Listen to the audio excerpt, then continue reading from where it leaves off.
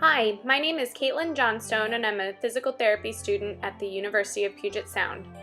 In this presentation, I will be talking about the benefits of aquatic therapy and various exercises that you can perform. Before initiating treatment, you need to determine if your patient is appropriate for aquatic therapy. Listed here are the following precautions and contraindications for aquatic therapy. First, I will be discussing the properties of water that make aquatic therapy an effective form of treatment. The greatest advantage of working in the pool compared to land is the buoyancy of water and its ability to exert upward forces against gravity's downward pull. It provides the feeling of weightlessness that is felt in water and also decreases the compressive forces on the spine and joints. Because of this, aquatic therapy is considered a low-impact activity. The buoyancy of water makes exercises that may not be able to be performed on land possible. For example, someone who is at an increased fall risk may have improved balance confidence in the water due to the support that is provided. They have a less fear of falling because if they lose their balance in the water, there is minimal risk of injury. A post-op patient who has weight-bearing or range of motion restrictions on land will be de-weighted in the water, allowing for earlier movement. Patients who are limited by pain may also benefit from the decompression, which allows the introduction of pain-free movement.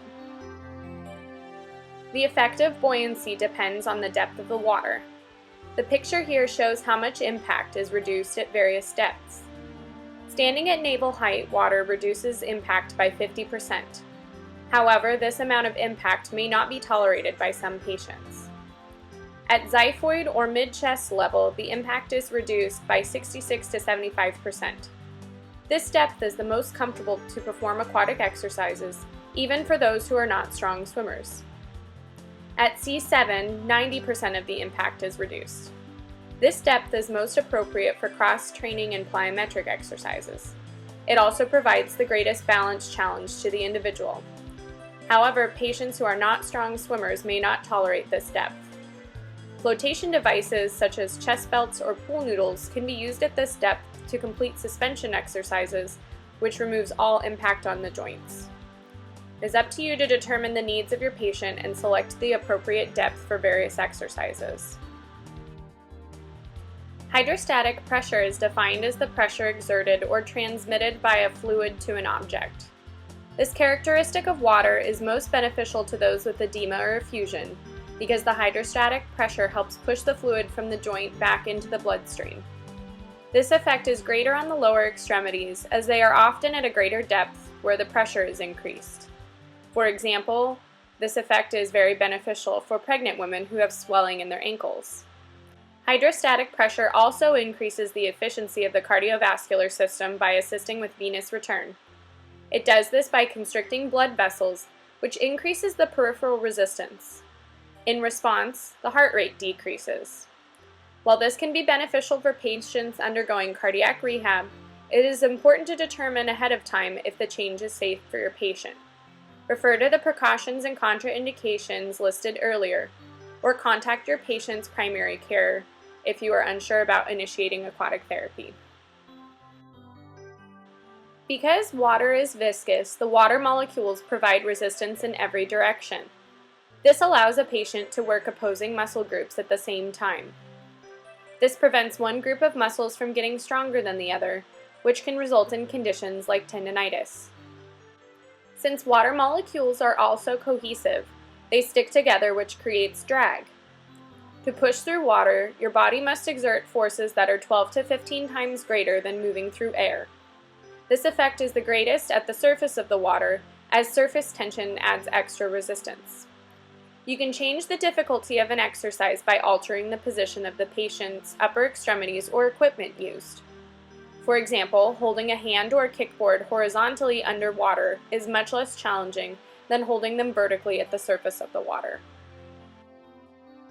Because water is often cooler than body temperature, heat generated will be transferred to the water while exercising, which allows the patient to regulate their temperature without sweating. This is especially important for older patients as the ability to thermoregulate by sweating declines with age. The temperature of water is also an important consideration with the type of exercise performed. In general, aquatic exercise is best performed in water that is 79 to 95 degrees Fahrenheit. This temperature ensures that generated heat is transferred from the patient to the water. Warmer water can aid in providing relaxation to the patient and for muscle spasms. However, thermoregulation is impaired at higher temperatures. Cardiovascular training is best done between 79 and 83 degrees Fahrenheit. This is because more heat is released during cardiovascular work. Intense cardio that is above 80% heart rate max should be completed at even lower temperatures to better facilitate thermoregulation. Almost any land-based exercises can be completed in the pool, so it is understandable that the general benefits of aquatic therapy mirror that on land. Patients can improve their cardiac health by performing exercises using large muscle groups or doing activities such as deep water running. Since doing exercises in the pool also is a good way to burn calories, they can improve their body composition. Patients can experience stress reduction because being in the water can be relaxing. Patients may have a decreased fear of falling, or they may be able to move without pain. Patients can also improve their musculoskeletal fitness because the resistance of water allows for balance strength training and increased range of motion and flexibility. Once you have determined that your patient would benefit from aquatic therapy, you can decide what type of equipment you would like to utilize in your session. The following slides demonstrate common equipment found at aquatic facilities. These include flotation devices like kickboards, chest belts, and pool noodles, lower extremity resistance such as ankle weights or cuffs, and upper extremity resistance like hand paddles, aquatic dumbbells, and medicine balls. Next, I will be talking about general categories of exercises that can be performed in the pool. Stretching exercises are best performed in waist-deep water with flotation devices as needed. Buoyancy-supported supine positions offer the best access to the patient and provide the most control to the provider. However, if the pool is turbulent, this can alter the effectiveness of stretching as it will be more difficult to balance. Strengthening exercises can be initiated earlier in the water compared to land due to the decompression of joints, 3D resistance, and decreased perception of pain. Manual resistance techniques can be performed in the pool with the aid of flotation devices to maintain a supine position.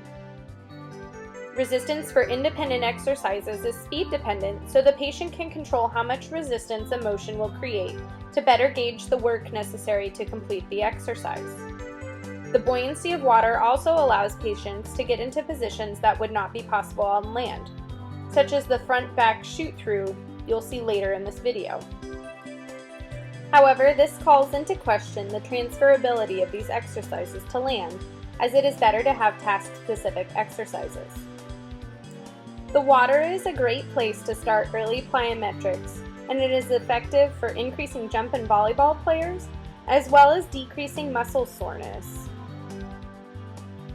The cons to strength training in the pool are that it is difficult to add speed and load challenges while in the water, which is a large aspect of plyometric training.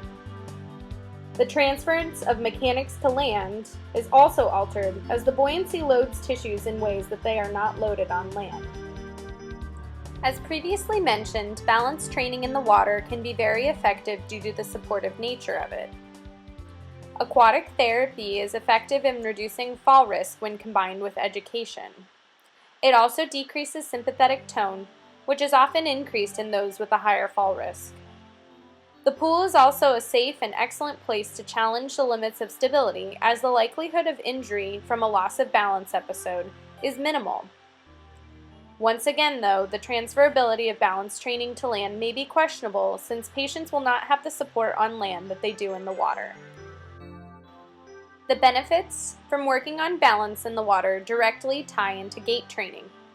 If a patient is more confident in their balance, they will be more confident in their walking ability, as they will be less fearful of falling.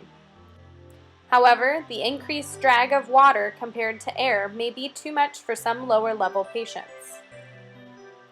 Walking is often tolerated backwards first, as it is easier to push through the resistance of the water backwards. However, this is not the most functional training, as people do not walk backwards on a regular basis. With practice and increased strength training, patients can transition into forward walking. Aerobic conditioning should be an integral part of any rehab program performed in the pool. Cardiovascular training typically takes place using flotation devices to suspend the patient in deep water. This allows for activities such as walking, marching, or running. Proper patient form is essential when doing exercises like deep water running. Because it is somewhat difficult and the learning curve is fairly steep, this may impede motivation to do cardiovascular training in the water. To work on proper form, you can have the patient start at the side of the pool holding onto the edge, then transition into marching in place, and then into walking or running in the water. Next, I will be talking about benefits and considerations for special populations while doing aquatic therapy. Patients with osteoarthritis are typically limited with land-based exercises due to the impact on painful joints. Being in the water helps offload these joints, especially if patients are also obese. This can help create pain-free movement, which then allows patients to work more on flexibility or strength exercises. Aquatic therapy is a part of the APTA Clinical Practice Guideline for lower extremity osteoarthritis treatment. It has level 2 evidence to support that it has beneficial short-term effects for patients with hip and/or knee osteoarthritis.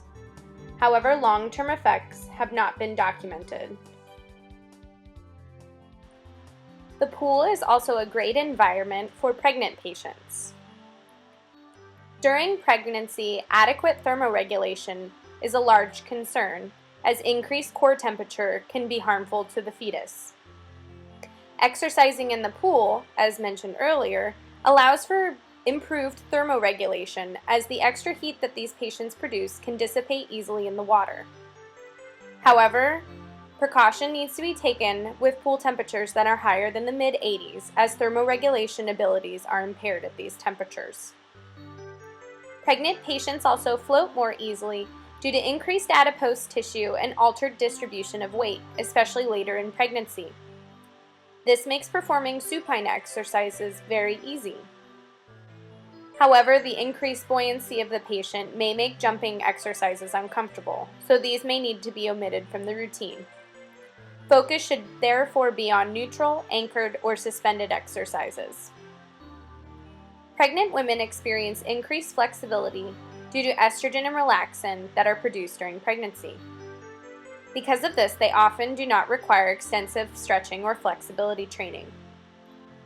If stretching is incorporated into the program, only gentle stretches are necessary. They can complete these exercises by allowing their limbs to float.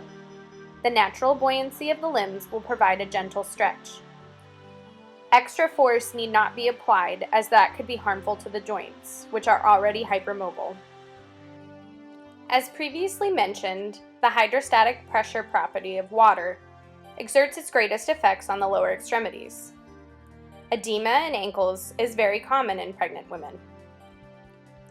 Being in the water can help decrease edema in their feet and ankles.